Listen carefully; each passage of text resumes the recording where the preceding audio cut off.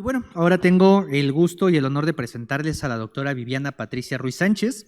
La doctora Vivi es médica cirujana con doctorado en Ciencias en Inmunología por el Instituto Politécnico Nacional y con formación adicional en Bioética por la Universidad de Anáhuac. Actualmente se desempeña como profesora de asignatura en Inmunología en la Facultad de Medicina de la UNAM y en la Universidad de Anáhuac, además de ser asistente postdoctorante en el Laboratorio de Inmunología Molecular del Instituto Politécnico Nacional. Su experiencia combina la docencia universitaria en licenciatura y posgrado con una sólida trayectoria en investigación básica y clínica centrada en tuberculosis, inmunidad innata y respuesta inmune en COVID-19. Es autora de múltiples artículos científicos indexados, capítulos de libros especializados y colaboradora en revistas de divulgación científica. Ha impartido conferencias en congresos nacionales e internacionales y ha sido reconocida por su excelencia docente con el premio Dr. José Laguna García en 2024. Además, es miembro activo del Sistema Nacional de Investigadores, la Sociedad Mexicana de Inmunología y la American Association of Immunology. Su labor académica se complementa con la dirección de tesis, participación en comités académicos y actividades de evaluación y divulgación científica. Muchísimas gracias, doctora Vivi, por estar aquí. Qué horror cuando leen tanto. Yo soy Vivi. Eso me gusta más. Pues yo les vengo a hablar con mucho cariño. Hay muchas personas que quiero en este auditorio y entonces lo hice pensando en ustedes y espero que todos lo puedan disfrutar. Un tema que no sé por qué hemos delegado un poco en las escuelas de medicina y dentro de los programas académicos de la materia de inmunología. Me parece que el tema es complejo, me parece que es ambicioso, me parece también que lo podrían llegar a ver en otras materias. Sin embargo, la perspectiva que quiero mostrarles hoy es de qué me sirve conocer a las proteínas de fase aguda, quiénes son, para qué me sirven y cuál es el motivo por el que Vivi se inquieta tanto de que no tengamos estos conocimientos. Entonces, para empezar, pues voy a hacer un poquito de repaso. Creo que todos ustedes sí estaban presentes desde la mañana, pero es necesario entender bien las bases para poder ir progresando en el conocimiento. Por tanto, un poco en animación les traigo a ¿cómo es que el sistema inmunológico se activa? El sistema inmunológico se activa cuando hay un daño en las barreras físicas, químicas, microbiológicas, en donde algún organismo pues penetra a través de estas barreras. Estos organismos que penetran tienen algunas moléculas que los permiten ser distinguidos. Esas moléculas se conocen como patrones moleculares asociados a patógeno, pero también pueden ser desencadenados por el daño a las células y se conocerán como patrones moleculares asociados a daño. Estos patrones moleculares asociados a patógeno o a daño van a ser reconocidos primeramente por las células que ya estaban en el tejido. Esas células que suelen estar en el tejido van a ser macrófagos, van a ser mastocitos y algunas células dendríticas. ¿Cuál es el objetivo? Bueno, más bien, ¿cómo le hacen para reconocer esos patrones moleculares asociados a patógeno? Se hace a través de diferentes receptores que aquí les estoy mostrando en las superficies celulares, otros que se encuentran en el interior, en el citoplasma o en los endosomas, y algunos van a estar flotando. Estos que están flotando se les conoce como moléculas de reconocimiento, y aquí voy a centrar su atención en estas tres que usualmente delegamos. Estas tres se conocen como pentraxinas y van a ser unas de las proteínas de las que vamos a hablar el día de hoy. Guárdenlas en su mente.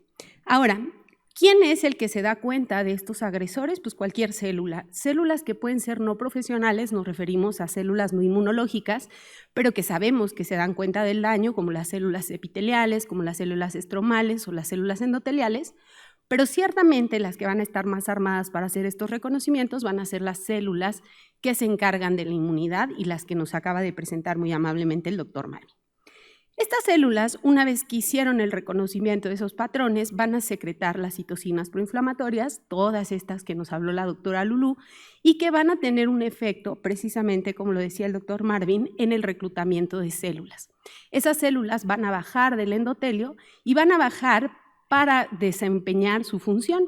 Su función consiste en degranular y dejar vertir su contenido granular, que es altamente lesivo contra las bacterias, o pueden fagocitar, es decir, que se comen al patógeno y que tratan de, por medios de procesos oxidativos, eliminar los compuestos. Y finalmente existe otra parte que se nos hace muy especial, que es justo la presentación antigénica que hace la célula dendrítica. Hasta aquí todo es innato. Esa inmunidad innata se va a caracterizar por síntomas de inflamación local, que ahorita veremos y que ya hemos comentado a lo largo de estas charlas, pero va a ser fundamental esa inflamación porque para que la célula dendrítica pueda llevar a cabo su función necesita establecer una inflamación sistémica, es decir, que esa inflamación alcance niveles importantes de citocinas en sangre para que esta célula pueda madurar, pueda comerse lo que se comió y pueda además vomitarlo, presentarlo en su superficie para que alguien lo reconozca. ¿Quién lo va a reconocer? Pues los linfocitos T o la rama adaptativa.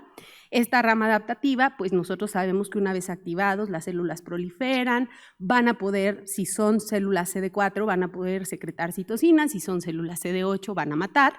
Y dentro de los perfiles, pues va a haber alguno que contribuya a que el linfocito B, que también es una parte de la rama adaptativa y que no depende del reconocimiento antigénico, sino que lo reconoce solito, no depende de la presentación antigénica, sino que lo reconoce solito. Cuando es ayudado por el linfocito T, pues vamos a poder hacer los cambios de isotipos, es decir, las diferentes anticuerpos que nos permiten neutralizar el patógeno en un segundo momento, es decir, donde se establece la memoria. Entonces, ¿qué es lo que? Bueno, esto es como las grandes bases de la inmunología y lo que vamos a ir desmembrando es justamente el proceso inflamatorio. Ya dijimos que las células van a hacer procesos de transmigración celular y que van a desempeñar sus mecanismos celulares, pero así como hay mecanismos celulares, dentro de esta sangre también hay un cambio en el contenido de proteínas y esas proteínas tienen también funciones. Una de las que les enseñamos en las materias de inmunología es precisamente la función de complemento. Complemento son diversas proteínas que una vez ante cambios hidrostáticos y ante cambios moleculares van a tener una escisión en forma de cascada, generando diferentes productos como es las anafilotoxinas, las opsoninas y el complejo MAC. Esto es a grandes rasgos los que les decimos en la clase, pero voy a tratarlo de ahondar un poquito más adelante.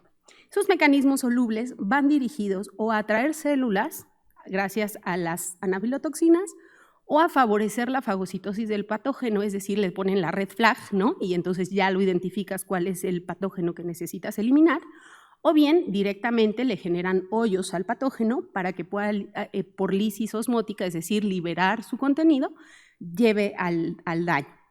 Todos estos efectos van a generar cambios que van a dar lugar a los síntomas locales de la inflamación, estos que nos comentaba Marvin, el calor, el dolor, el rubor, el edema y la pérdida de función, que es lo que todos los médicos identificamos en las famosísimas itis y lo que nos permite hacer un diagnóstico, ¿no?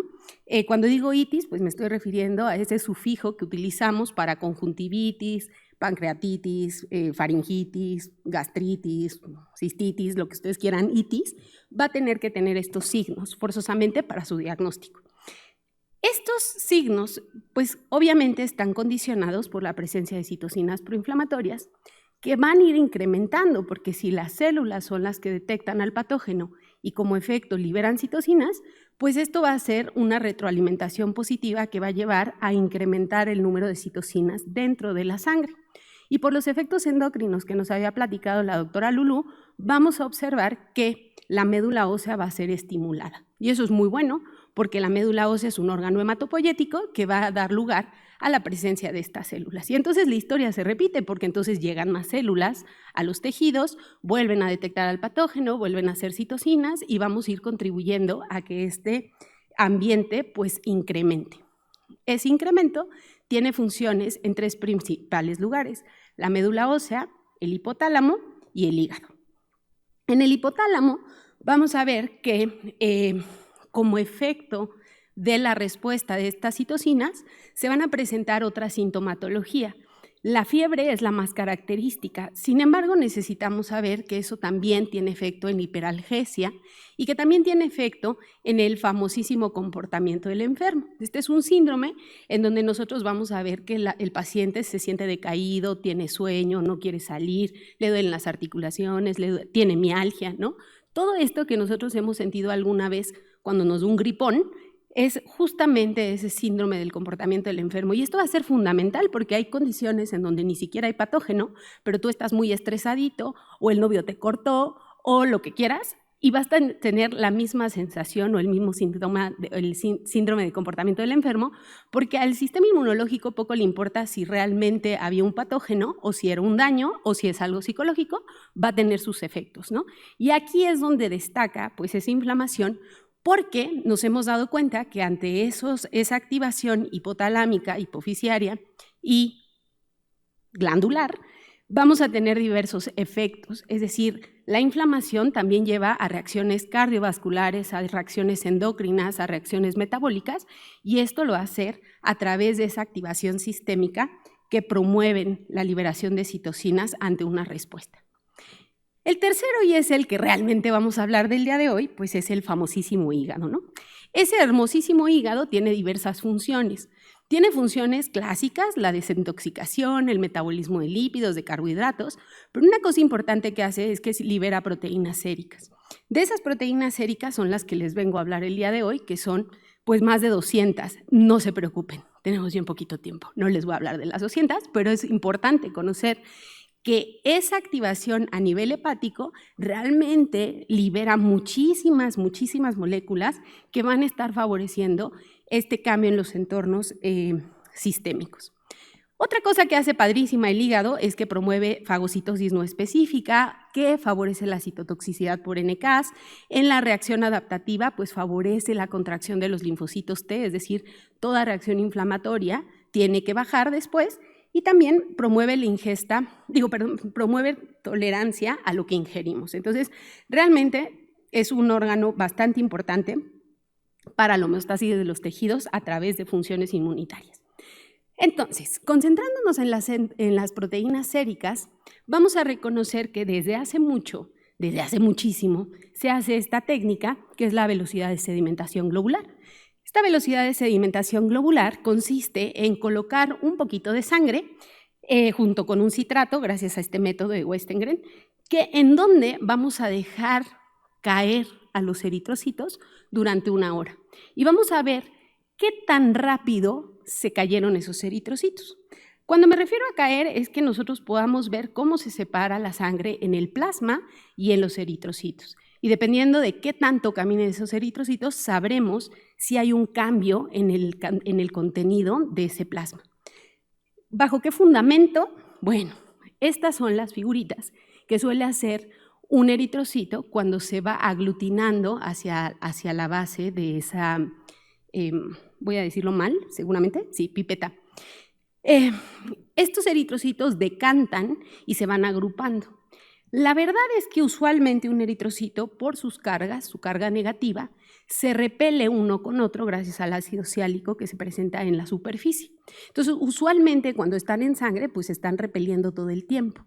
El problema es que aquí hay una zona en donde vamos a tener que puede participar las proteínas que hay en el ambiente. Si el ambiente está equilibrado y si estamos en condiciones homeostáticas, pues ese eritrocito va a poder seguir fluyendo tal cual. Sin embargo, cuando aumente la cantidad de proteínas por sus cargas positivas, van a empezar a hacer que este eritrocito sí se pueda pegar a otros eritrocitos. De tal forma que entre más proteínas yo tenga, voy a hacer más este aconglomerado que se conoce como modificación de Rolox. Esto entonces es una indicación indirecta que los griegos, bueno, no los griegos, pero que sí conocían, en donde hacían la característica o lo describieron como la enfermedad del plasma, ¿no?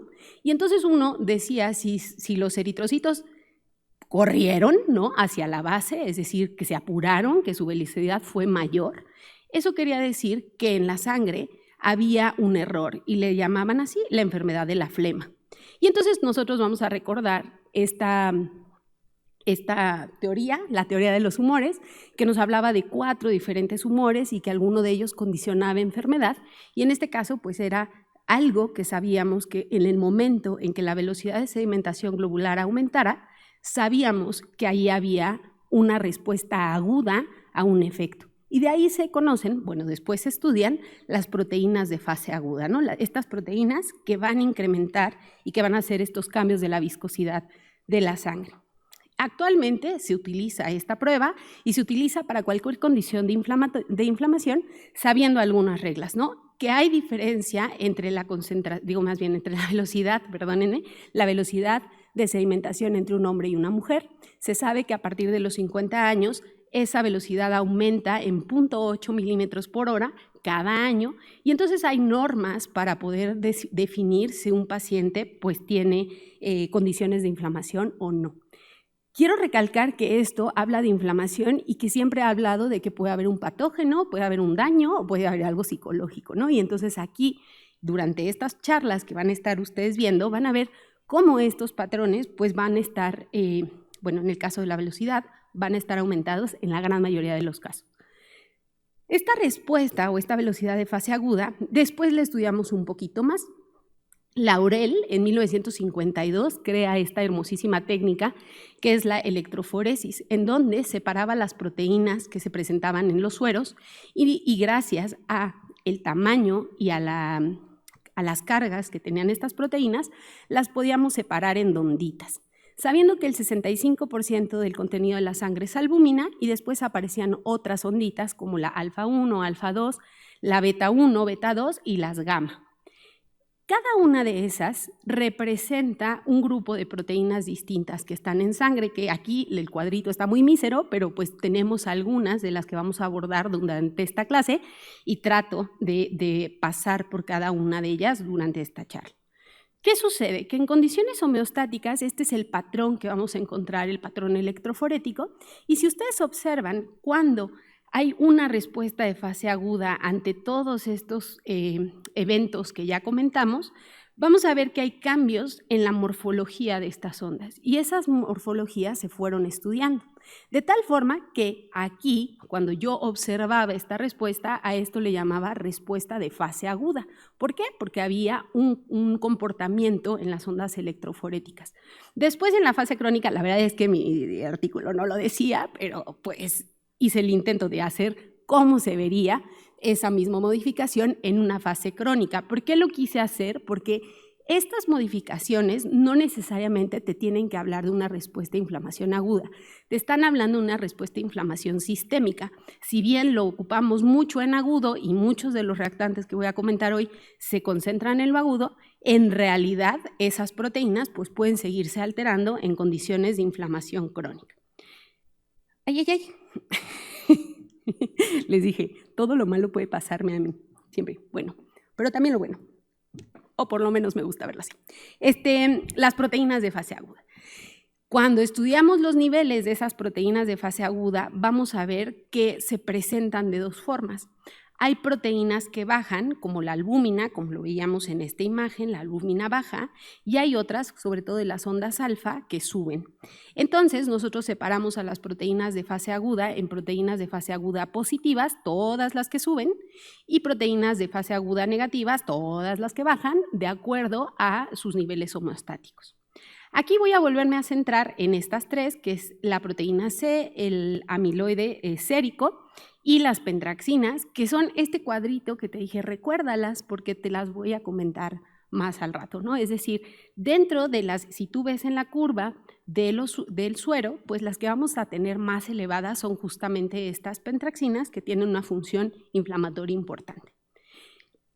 Ya dijimos que el hígado es quien libera estas proteínas de fase aguda, ya dijimos en qué momento se liberan estas proteínas de fase aguda y ya culpamos a las citocinas por esas respuestas de fase aguda. Existen muchos artículos en donde pueden ustedes buscar que terminan definiendo qué citocinas llevan al aumento de qué proteínas de fase aguda. Y la lista puede ser muy larga, pero aquí vamos a concentrarnos en que son dos citocinas las que generan ese aumento. Interleucina 1 beta, que se libera ante una respuesta, ante un reconocimiento de un agresor interno, e interleucina 6, que es producto de una agresión externa. Así como hay citocinas que favorecen, aquí en naranja es la mayor expresión de esas proteínas, así también tenemos proteínas que actúan como represores, en donde vamos a ver los cuadritos azules como las principales, ¿cómo se llama? Resultado de la activación de esas citocinas. Y esas citocinas sobre todo van a pertenecer a la familia de factores de crecimiento, y esto va a ser importante sobre todo en los mecanismos de resolución de una inflamación. Las proteínas de fase aguda, entonces, van a ser van a ser liberadas en respuesta a microorganismos, a daños, pueden ser liberadas por cualquiera de estas células, aunque ya quedamos que la principal fuente de estas de estas proteínas es el hígado, y vamos a ver que hay diferentes componentes que pueden derivarse en un determinado momento. Yo me voy a centrar a los hepáticos, pero bueno, todas las células se están dando cuenta de esa inflamación y todas las células van a tratar de aportar algunas proteínas que van a tener un efecto muy claro. El primero es el efecto humoral de la inmunidad innata, es decir, es reconocer un patógeno, marcarlo, favorecer la activación de complemento o favorecer la eliminación por fagocitosis. Y existe otra rama que poco le ponemos interés, pero que creo que es muy importante, que es que después de eso necesitamos volver a condiciones homeostáticas y entonces vamos a tener la participación de la reparación del tejido y la remodelación de un tejido extracelular. Entonces, estas proteínas de fase aguda se entenderá que bajo condiciones inflamatorias han sido culpadas de muchos patógenos, ¿no? Tanto de la respuesta a bacterias como la respuesta viral. Y una de las cosas que nos hizo recordarlas y voltearlas a ver, y por lo que yo quise traer esta presentación, es porque en el síndrome de dificultad respiratoria aguda que vimos en el COVID, que decían, es la supertormenta, y la doctora Lulú es la primera, mírenla, es la primera en alertar, es que no es una tormenta, es un chipi, realmente no aumentan tanto, es que se liberan citocinas que van a ser capturadas por sus receptores, no las alcanzamos a ver elevadísimas en sangre, pero que sí van a tener efectos, y uno de esos efectos es estimular a ese hígado para liberar proteínas de fase aguda y que esas proteínas de fase aguda desempeñen su efecto. Desafortunadamente vamos a ver que cuando las cosas no son reguladas, esas proteínas nos van a llevar a la respuesta inflamatoria sistémica que condiciona una trombosis, que condiciona una falla orgánica múltiple y que eventualmente lleva a un paciente a fallecer. Entonces, la importancia de estas pues quedó demarcada en artículos como estos, en donde vemos que cada una de las diferentes proteínas de fase aguda en condiciones de inflamación están elevadas. Las únicas que están bajas, ya decíamos, es trombina, es albúmina y es transferrina, ¿no? Es decir, son nuestras proteínas de fase aguda negativas, pero si tú ves este grafiquito, en su mayoría están elevadas. Es decir, que estas proteínas solo las podemos ver elevadas en sangre y los médicos las ocupamos y están reportadas, y aquí en el COVID se utilizaron mucho, pero ¿para qué sirven? ¿Quién sabe? ¿Por qué? Porque nadie se hizo cargo de enseñárnoslo, ¿no? Y entonces aquí es la ventaja de que puedas estar el día de hoy y que te hayas comprometido con tu estudio. Felicidades, date un aplauso y seguimos, ¿no? Entonces las proteínas de fase aguda incrementan en diferentes situaciones. Ya dijimos que es ante una lesión, pero entonces ahora, fíjate, este artículo es viejísimo del 2010, espero que ustedes no sean, seguramente sí, nacieron antes del 2010, pues ni modo, ya les dije viejos también. Aquí está condicionado por lesiones, por infecciones, por tumores, por desórdenes inmunológicos, y cada vez seguimos aumentando donde su participación en problemas cardiovasculares, en neurodegenerativos, en problemas metabólicos, en autoinmunidad, hasta en el mismo embarazo, vamos a ver modificadas estas proteínas de fase aguda. Esas proteínas de fase aguda, ya habíamos dicho, son positivas o negativas, pero algo que no les he dicho y que no voy a abordar en esta clase es que ahora ya tenemos métodos para darnos cuenta qué modificaciones hace Golgi con la glicación de estas mismas proteínas y que van a tener diferentes efectos. Entonces, ya no solo es qué proteína está elevada, ya no solo es cómo se cortó la proteína, porque eso también va a tener implicaciones en la función, y ahora hay que sumarle qué tantas modificaciones a nivel de carbohidratos tiene esta glicoproteína que se presenta en el suero. Entonces, como les he dicho, son más de 200, tienen diferentes características bioquímicas, tienen diferentes formas de función de acuerdo a esas modificaciones, pero yo me voy a concentrar, digamos, en estas 6 funciones que tienen las proteínas de fase aguda. La detección de patógenos, la activación del sistema complemento, la homeostasis del hierro, que en realidad voy a hablar del secuestro de hierro, y la regeneración, coagulación y efectos antiinflamatorios que se pueden presentar gracias a estas proteínas. Y ahora sí, vamos a entrar en materia, ¿no? Cuando tú tienes una lesión, vamos a tener la activación de diferentes activadores, ¿no? Ya sea porque hay presente RNA, DNA, que puede ser viral, que puede ser bacteriano, que puede ser tuyo ante un daño. Vamos a tener que las células que llegan ahí y tratan de cubrir ciertas funciones pueden incluso liberar nets y exponer ese material genético. Puede haber que hayan modificaciones con la presencia de polifosfato, sobre todo en el caso de bacterias o virus.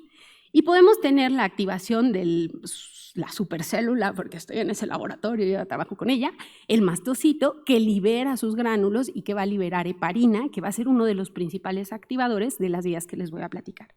E incluso las superficies artificiales pueden llevar a la activación del factor 12 de la coagulación. Y entonces aquí todos nos asustamos, ¿no? ¿Qué va a hacer una inmunóloga con la coagulación?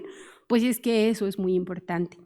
Esa vía intrínseca que se activa ante el efecto de estos activadores van a llevar a ciertas modificaciones. La primera es activar a ese factor 12 de la coagulación, que aquí tú ya lo conoces muy bien o lo vas a conocer en hemato, en donde va a participar pues favoreciendo esa coagulación, es decir, aquella zona de daño va a ser... se van a acumular plaquetas y va a generar un coágulo para tratar de evitar que esa barrera siga permitiendo el paso de patógenos y de esa forma controla la invasión de patógeno, pero ojo, si yo no la controlo, se me va a ir hacia una trombosis. Por tanto, ese mismo factor 12 vamos a verlo activando a las precalicreínas para a las pro-precalicreínas para la formación de precalicreínas, que van a tener diversas funciones. Una de las principales y de las que voy a hablar ahorita, pues es justamente la degradación de ese coágulo, generando fibrinolisis, pero otra muy importante es que esta precalicreína va a ser primero un regulador positivo, porque así como se activa, así también ayuda a la formación de ese factor 12. Es decir, el factor 12 es un factor que continuamente se va a estar activando y que lo vamos a tener que estar evaluando, por ejemplo, con el tiempo de tromboplastina. Por otro lado, la precalicreína va a ser un efecto sobre esta cinina que va a dar lugar a la bradicinina. Y la bradicinina es un ligando para un receptor de los de tipo beta, de los de tipo proteína G, que ese receptor de proteína G va a favorecer otros efectos que también ya conocimos, que es la vasodilatación, el dolor y la inflamación. Y entonces cuando está generándose un exceso de bradicinina, pues vamos a tener algunas condiciones.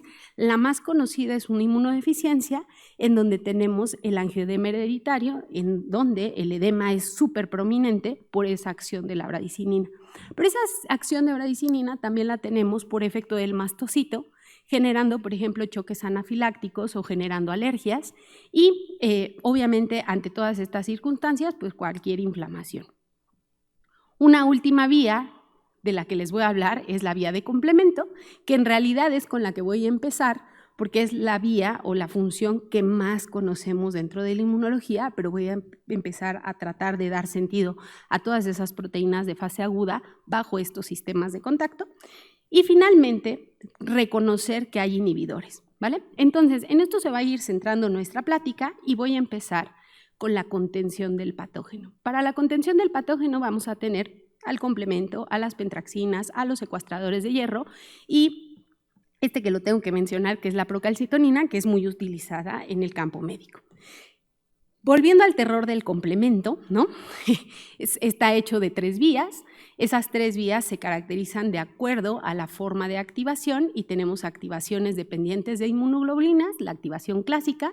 Tenemos vías dependientes de lectinas, la activación de lectinas, y vías en donde C3 es indesolo, que se conocen como la vía alterna.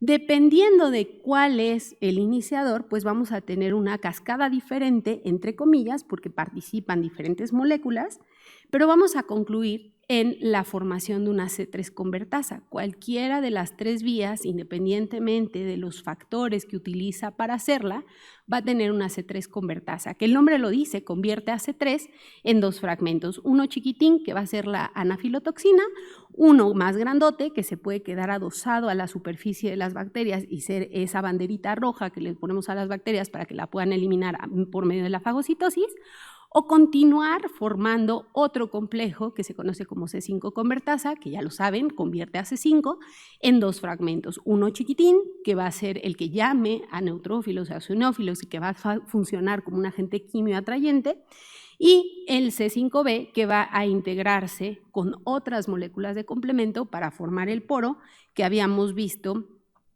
pues, en otra parte de la presentación, ¿sale? En donde pues, el patógeno es lisado a través de estas funciones. Entonces aquí les puse las principales funciones de complemento y las principales vías, porque si no es un terror y un esperpento y ya se van a dormir todos si se las voy diciendo una por una. Entonces, como ustedes ya cruzaron, espero, inmuno, pues vamos a continuar a través de estas vías y voy a poner atención en las pentraxinas. Las pentraxinas, como dijimos, son 3, la proteína C reactiva, el amiloide sérico y las pentraxinas.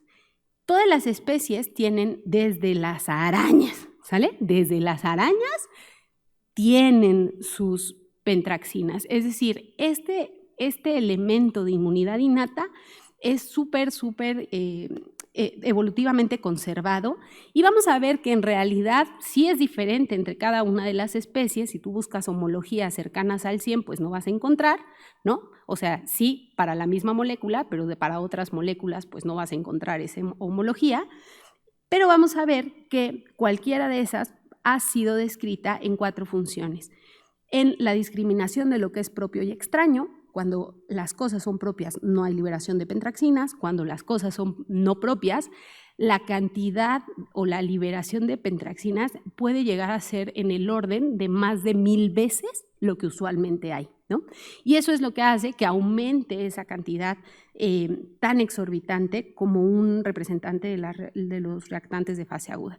Otro es el reconocimiento de los patógenos, la activación de complemento y y que ayudan a la formación de la matriz extracelular. Entonces, la más socorrida en el campo de la medicina es la elevación de la proteína C reactiva como un marcador de inflamación. Vemos esta es la concentración habitual, pero cuando hay una inflamación sistémica se eleva con una vida media de 20 horas y los niveles llegan a ser de 1000 veces más de lo habitual. Esos picos pues, se mantienen durante 2 a 3 días y es cuando nosotros como médicos decimos, ay, aquí hay una infección aguda o vamos a evaluar si se responde al tratamiento, no entendiendo que cuando no se responde al tratamiento, esta proteína C reactiva continúa elevada. Cuando se eleva, por ejemplo, en el caso de cáncer, cuando se mantiene elevada, da un 22 radio, 22 veces mayor posibilidad de que el desenlace sea mortal. Esta proteína de fase aguda tiene un valor pronóstico cuando supera los 10 miligramos y obviamente es un pronóstico malo y está relacionado también a riesgos de arteriosclerosis y a riesgo coronario. Esa es alguna de las representaciones de los muchos usos que se les da a la elevación de las proteínas de C reactiva.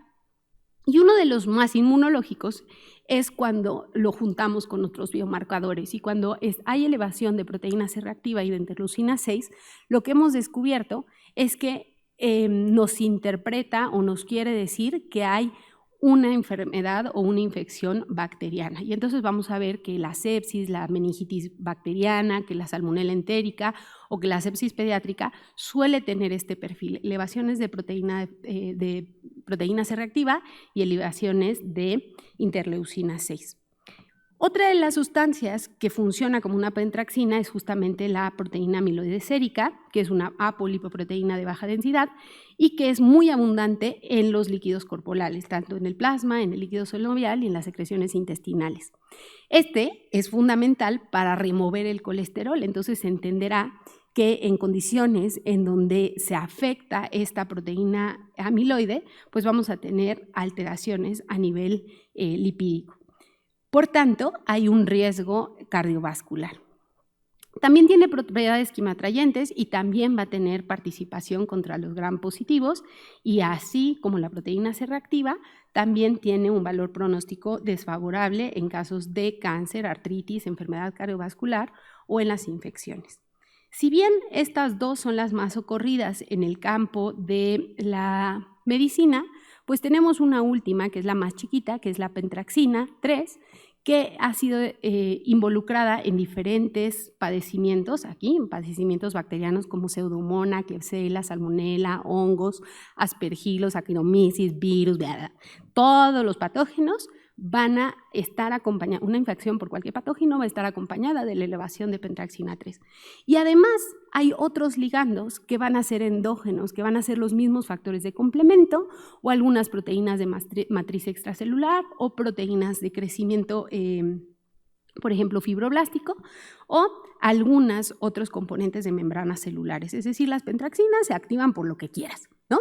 Si hay daño se activan, si hay infección se activan, si activaste complementos se activan, todo el tiempo se activan, y eso va a ser fundamental en la acción del complemento, porque justamente esa pentraxina que te estoy poniendo aquí en moradito, bueno, yo no te la puse, te la puso Jin Yenma, esa pentraxina va a poder amplificar cualquiera de las vías de complemento. Y siendo una de las que más nos importa, gracias a otra proteína, que también es proteína de fase aguda, que es la properdina, vamos a tener una amplificación de la vía alterna de complemento, favoreciendo pues esta función de alerta que tiene este sistema al atraer a otras células, al promover la fagocitosis y al lograr eliminar, pero aquí hay que ser cautos porque los inmunólogos nos gusta vender nuestro producto, pero en realidad el complejo MAC solo sirve con gram negativos, ¿no? ¿Por qué? Porque depende de su membrana, su doble membrana. Este es algo que ya conocían, ¿no? Que es la función de complemento. Sin embargo, hay otra proteína que se libera ante la inflamación y que va a ser un secuestrador de hierro. Cuando decimos secuestrador de hierro es porque esta proteína, en realidad hecha de diferentes subunidades proteicas, se conoce como apoferritina. Es una apo porque se encarga de agarrar algo y eso que agarra, en este caso, va a ser el ion hierro, y va a poder agarrar hasta 4.500 átomos de hierro. Los secuestra y los deja aquí adentro para que no estén disponibles. Y a este componente, ahora sí, cuando se junta la apoferritina con su hierro, se le va a conocer como ferritina. Es decir, que cuando yo te hablo de una elevación de ferritina, es que estoy hablando de que esa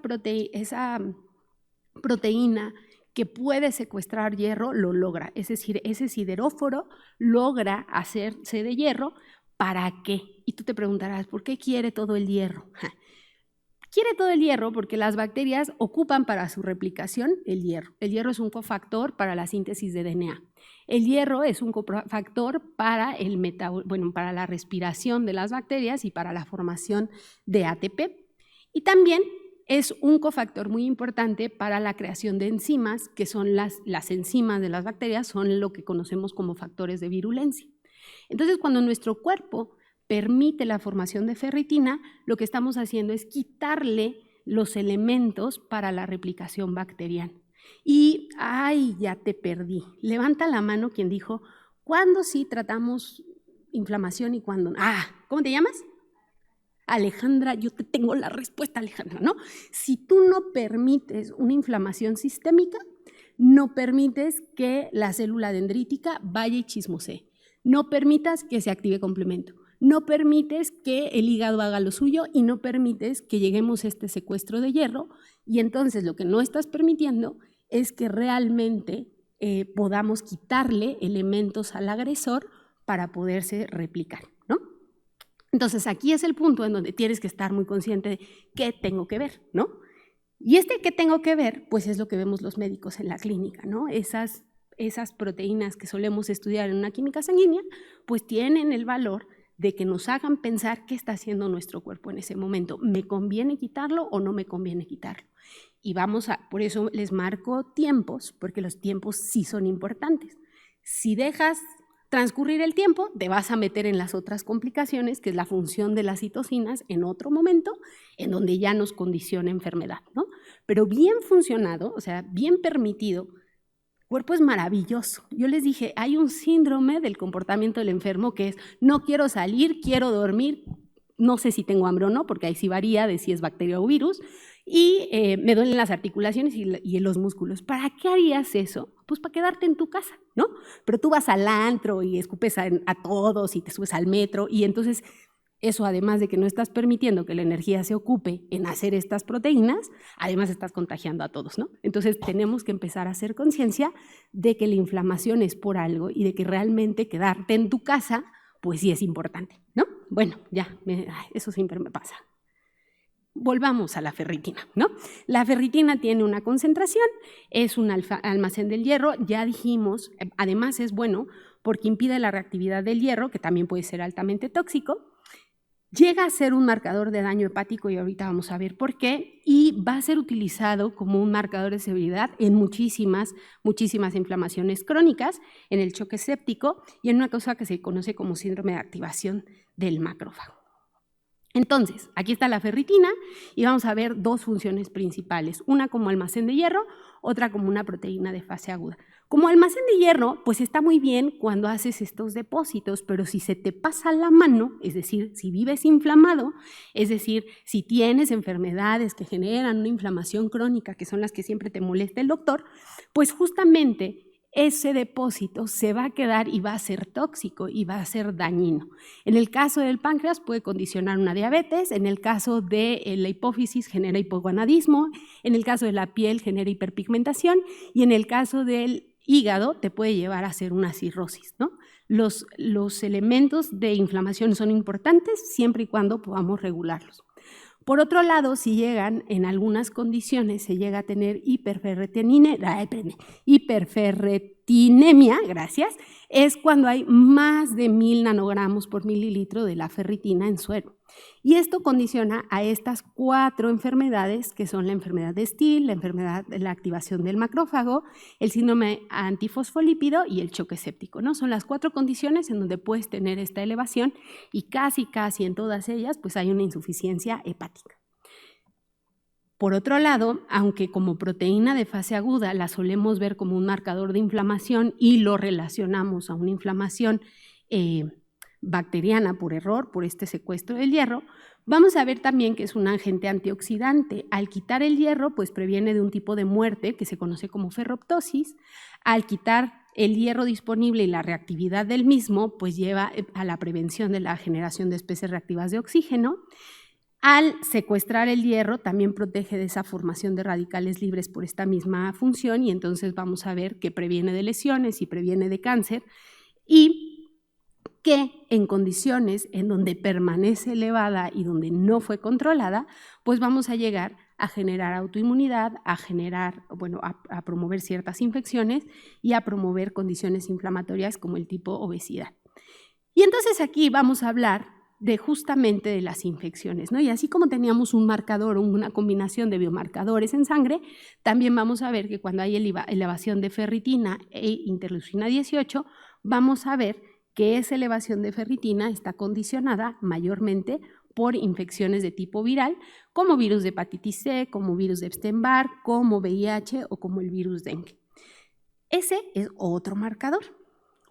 Voy a hablarles de otro que no tiene mucho que ver con secuestro, pero sí con contención. Y en este caso vamos a hablar de la procalcitonina. La procalcitonina en realidad es generada en las células tiroideas de manera habitual porque es la prehormona de la calcitonina. Sin embargo, esta procalcitonina usualmente en ese tejido, en las células C de la tiroides, va a hacer calcitonina y va a ser escindido para ello en 2 componentes más chiquititos, por tanto en sangre no los vemos elevados, es decir, procalcitonina no hay porque la hicimos más chiquita y tuvo otros nombres bien raritos, ¿no? N-Pro-CT o catacalcina, pero esos la procalcitonina no la logramos ver porque precisamente se escindió en esos otros 2 componentes. Sin embargo, en condiciones inflamatorias vamos a ver que hay una producción extratiroidea de esa procalcitonina. Esa procalcitonina va a ser generada por muchos tejidos, por la pituitaria, es decir, por la hipófisis, por el hipotálamo, por el intestino o por células del sistema neuroendocrino. Y entonces esta procalcitonina pues la vamos a tener en condiciones sobre todo relacionadas a infecciones bacterianas. ¿Por qué lo relacionamos con infecciones bacterianas? Porque simplemente el interferón bloquea la producción de esta procalcitonina.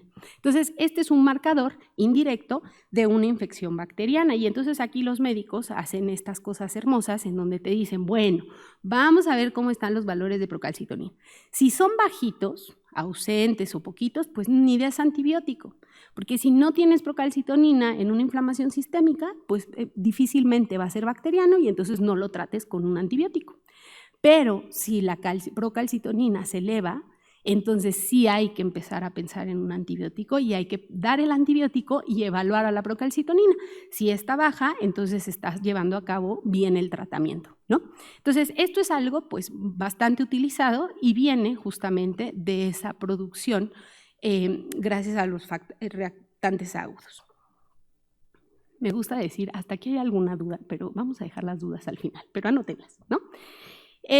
Voy a pasar a la otra función. Ya hablamos de la contención, ahora les voy a hablar de la coagulación y la reparación.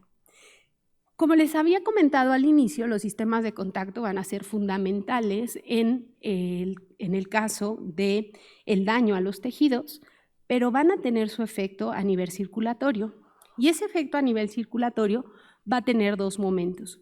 Uno, en donde vamos a hacer hemostasia, y durante esa hemostasia la trombina va a ser muy importante para la formación del trombo, y también vamos a ver que esa trombina va a tener que estar regulada por la fibrina, va a tener que estar regulada por la fibrina, que eventualmente no podemos permitir que se active de más, porque puede generar una mayor generación de trombos y esos trombos pues se tienen que atorar en algún lado y cuando se atoran en el sistema nervioso central, en el pulmón, en el riñón, pues impide las funciones o más claramente cuando se atoran en una coronaria pues te da un infarto, ¿no? Entonces nosotros tenemos que prevenir la formación de esos coágulos y entonces entra en un segundo momento un mecanismo reparador que es la fibrinólisis en donde vamos a tratar de eliminar esos coágulos, de haber restablecido el endotelio o el epitelio y que cuando las cosas funcionen bien, pues podamos llevar incluso a formar vasitos sanguíneos. ¿Para qué? Para suplir a las nuevas células y poder hacer la diferenciación celular. Me refiero a reparar el tejido sabiendo que nunca va a quedar exactamente igual si ya naciste. Cuando no has nacido, todavía tienes oportunidad de quedar sin cicatrices, pero cuando ya naciste, lo tienes todo perdido, va a haber cicatriz, ¿no? ¿Por qué? Por esos remodelamientos. Entonces, estos dos momentos pues van a ser importantes y es de lo que les voy a hablar. Cuando esos momentos no se respetan, aguas, porque esos malas funciones o funciones disreguladas entre los componentes de estos dos sistemas son los que llevan a una mala reparación del tejido y por tanto a degeneración del tejido y a pérdidas de los órganos que están implicados en la función. En eso no me voy a centrar porque traje a Yatsiri, que es mi alumnita y que lo hace perfectamente bien, que les va a explicar perfecto esta parte, entonces voy a avanzar, ¿vale? Pero vamos a regresar a la coagulación. Aquí vamos a ver que ante un daño de tejido podemos también activar a la otra vía, a la vía extrínseca. Ay, es que ya vi. Perdonen, es que yo quiero magnificarlo, pero no se deja. Espérenme. Ya la regué. Ahí está.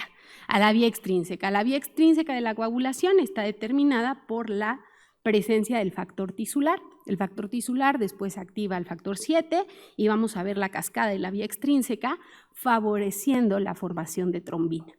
Y trombina es una cosa muy interesante porque pues nosotros lo asociamos a coágulo y punto, pero en realidad la trombina actúa en diferentes receptores para proteasas que se localizan en diferentes leucocitos, fibroblastos, células endoteliales, plaquetas y que van a tener una función de proteínas G y como lo decía la doctora Lulu, pues vamos a ver que eso tiene función dentro de la célula y las funciones van a ser de expresión de moléculas de adhesión, que ya vimos por qué son importantes, porque permiten la migración celular, permiten la motilidad celular, esto para favorecer una transmigración, y también tienen efectos de activación y de función de cada una de las células.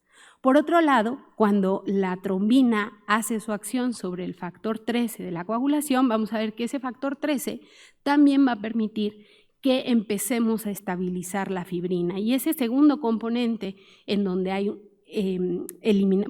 modificamos al fibrinógeno a fibrina para poder hacer estas bases en donde, o estos andamiajes a través de los cuales el leucocito se desplace, pues van a ser fundamentales precisamente para esos procesos de inflamación, para el arribo, porque Marvin nos contó muy bonito, pues del vaso se salen, pero y después del vaso, cómo llegan a donde tienen que llegar, es gracias a esta también acción de fibrina que nos ayuda a nivel de tejido a hacer ese andamiaje por el que van a estar pasando las células. Sin embargo, esa fibrina también fortalece al coágulo y entonces esto también lo tenemos que reparar. De lo contrario, como les decía, se puede generar una trombosis que me lleve a una coagulación intravascular diseminada. Y entonces eso el cuerpo, bellísimo, lo sabe y activa a estos activadores de plasminógeno para hacer plasmina y que la plasmina se dedique a aclarar esa fibrina. ¿Y cómo lo hace o cómo se lleva a cabo la aclaración de la fibrina? No sé qué hago con esta computadora. Ya.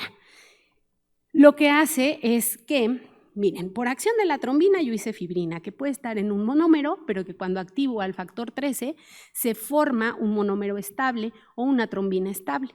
Esa trombina estable implica que si tú ves, aquí hay como niños de kinder, circulitos chiquitos, circulitos grandotes, ¿vale?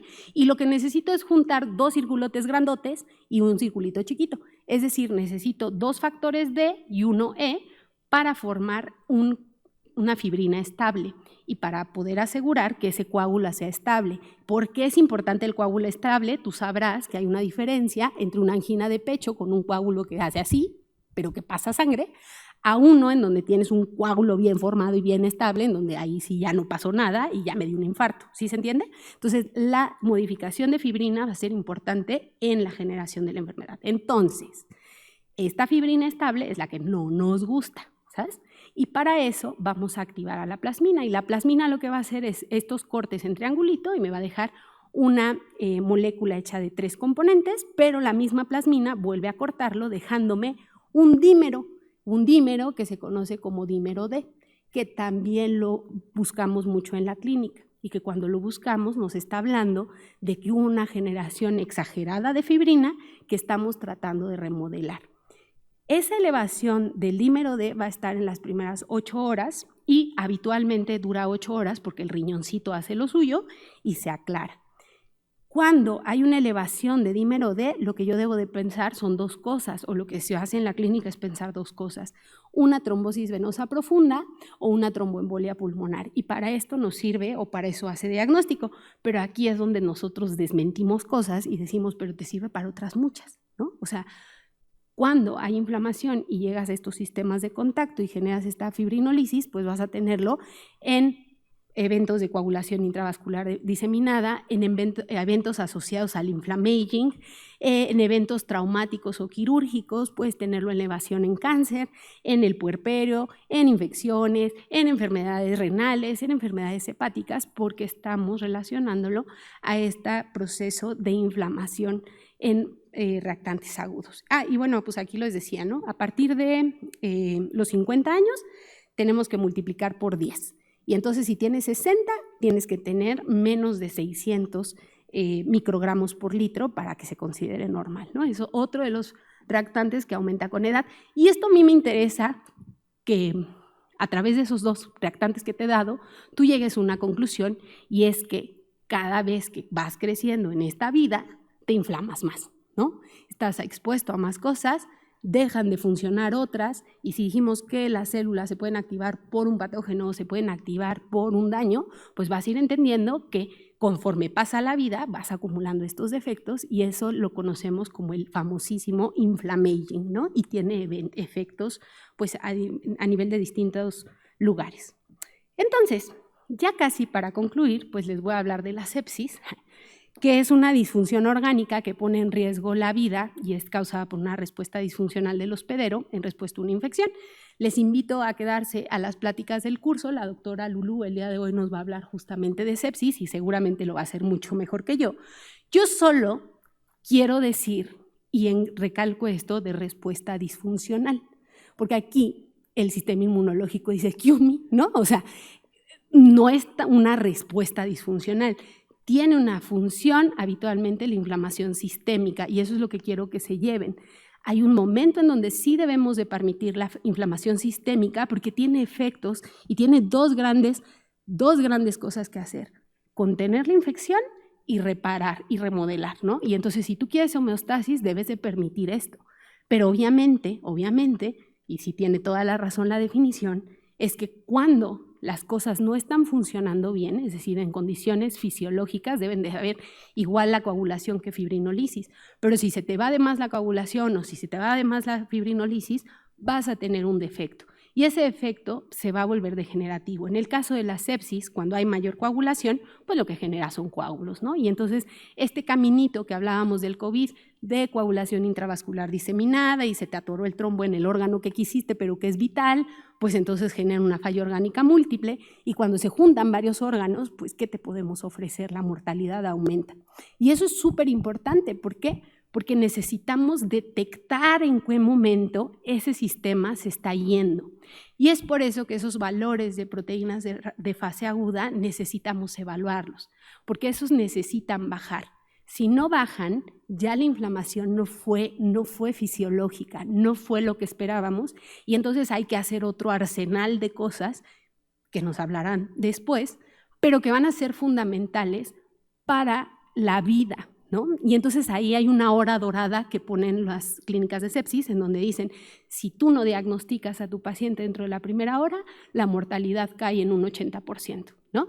Y entonces por eso es importante que tú conozcas estos factores de reactantes agudos. Y la segunda recomendación fundamental es que, en serio, los signos vitales no es una cosa que los maestros querramos que lo hagas una y otra vez hasta el hartazgo, sino que son los principales signos que nos indican cuando una respuesta es fisiológica, los signos vitales se van a mantener. Cuando la respuesta ya no es fisiológica, vas a presentar taquicardias, vas a presentar hipopneas, vas a tener alteración en tu biometría hemática, ahí ya no es signo vital, ya sé, no me reprueben, pero vas a tener alteraciones en los leucocitos, y esas tres cosas, más una perpetuación de la elevación de los reactantes agudos, pues es lo que te va a llevar a decidir implementar otro tipo de tratamiento, ¿no? Eso el cuerpo lo sabe, y entonces también tiene una regulación, y esa regulación, pues la principal que veíamos elevada dentro de esta respuesta de fase aguda, es la formación de la alfa-1 antitripsina, o que también se conoce como serpina. Este es un inhibidor de proteasas. Entonces, ya habíamos dicho que la trombina actúa en un receptor de proteasas, por tanto, tienes que llegar, lógicamente, con Bárbara, ¿no? Es una tontería lo que acabo de decir. Bueno, tienes que llegar en la lógica a decir, bueno, pues entonces la trombina es una proteasa. Y si la trombina tenía tanta participación y era fundamental en la activación de las cuatro vías de los elementos de contacto, pues entonces te darás cuenta que este es el principal inhibidor de todo, ¿no? Aumenta 4 veces en el plasma, el 80% se va a los tejidos, 10% se queda en secreciones, y lo que va a hacer es, por ejemplo, acabar con todas las elastasas que tenga el neutrófilo, acabar con la mieloperoxidasa que participa en el estallido respiratorio, bloquear a los péptidos antimicrobianos, bloquear algunas granzimas, calicreínas y proteínas de la coagulación. En el caso del mastocito, le bloquea su quimasa y su triptasa. Todos los otros componentes de inflamación también los elimina, y entonces aquí es donde llegamos de que todo lo que sube tiene que bajar, ¿no? Y entonces este es un elemento, es un reactante de fase aguda que va a estar elevado y que es bueno que esté elevado. El problema aquí es cuando no está, porque cuando no está puede ser por un defecto genético, no me voy a meter en esos, pero lo que vas a empezar a ver es que cuando de plano no está, el hígado se estresa y empieza a tener daños. ¿Por qué tiene daños? Porque hay pura inflamación, y entonces vamos a ver que cualquier cosita que le pase al hígado, que casi no le pasa, por ejemplo el alcohol casi no le pasa, o los antiinflamatorios casi no le pasan, cualquiera de esas cositas que casi no pasa, y espero que sí sepan que estoy sarcástica, ¿no? O sea, cuando eso pasa, sí, hay que avisar, cuando eso pasa, lo que se genera pues es una cirrosis o una colestasis y perdemos el hígado, ¿no? Entonces necesitamos esa alfa-1 antitripsina para ese bloqueo. Y otra cosa que también pasa es a nivel del pulmón, porque muchos de los elementos del ambiente pues van a estar condicionados. Esa cosa habló. Genera EPOC, paniculitis y algunas vasculitis. No, esta no es el único proteína de fase aguda elevada, existen muchos, habíamos hablado ya de un inhibidor de complemento, está esta 2 que está en la onda 2 de las globulinas, que es la alfa-2 macroglobulina, están otros que nos los dan incluso algunas bacterias y tenemos unos que ya se están haciendo a nivel sintético, sobre todo anticuerpos monoclonales, pero lo que quiero que veas es que lo que tratan es de inhibir al factor 2, es decir, inhibir a esa vía intrínseca de la coagulación.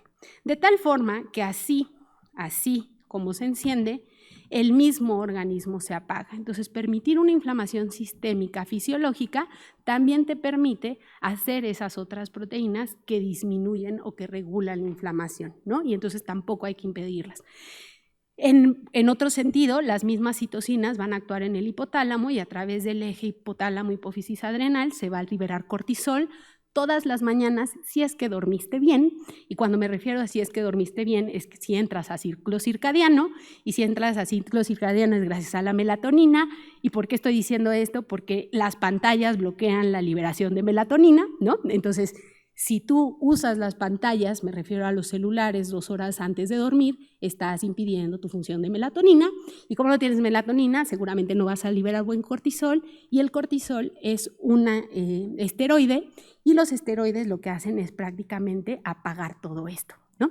Entonces, es fundamental que nosotros empecemos a entender que la inflamación no es mala, ¿no? La inflamación tiene un momento. Cuando el momento no se respeta es cuando se lleva a una enfermedad. Entonces, ¿qué nos llevamos a casa? Ya acabé. Son 200 proteínas, no te hablé de muchas, te invito a profundizar, te invito a que cuando te llegue una química sanguínea con un elemento que tú no conoces, no solo lo veas el valor y el valor de referencia en un laboratorio, pregúntate para qué sirve, ¿no? Porque el para qué sirve podemos nosotros definir si es momento de tratarlo o si es momento de ignorarlo.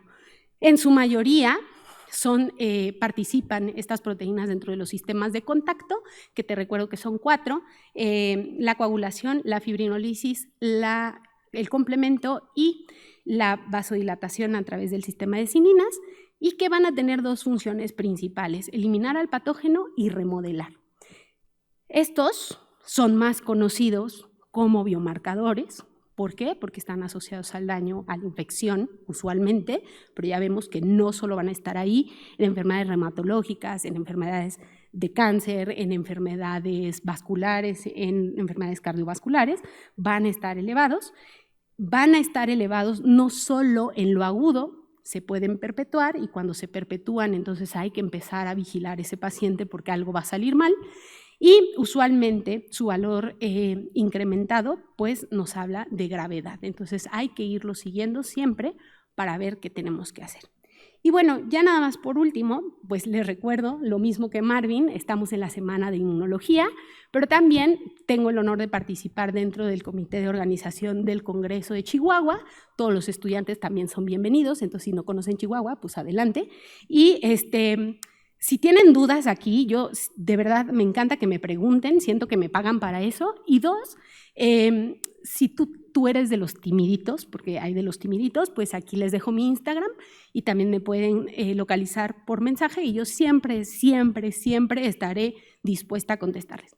Si tienen alguna duda, pregunta, comentario, siempre será bienvenido. Muchas gracias.